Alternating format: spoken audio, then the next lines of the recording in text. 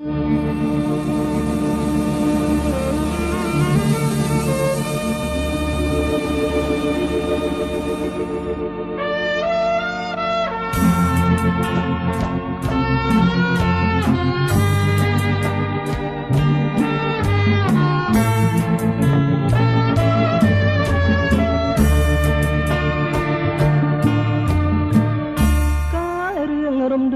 រួលតាមគេថា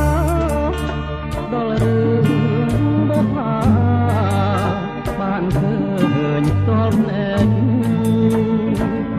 ការីក្នុងចិត្តកើតមានណែតមានក្លិនចំឡាយតើកាត់មែកដើមដងឯណាបុប្ផាជាឈ្មោះស្រស់ស្រីធ្វើឲ្យកវីញាប់ញ័រចិន្តាកវីអាភពជាប់ចិត្តប្រាថ្នាហ៊ានយកសង្ខារស្ដេចឲ្យមរណាដូចណែនឹងស្រីសូមលំទួសួរអូនបុប្ផាសូមបើមេត្តាសន្តោស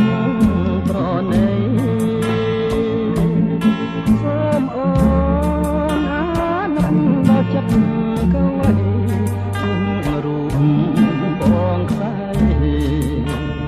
បងនៅតែស្មើចិនប្រងដែលស្មោះដូចបងអបតាទាំងត្រង់លើទ្រូងមរណៈ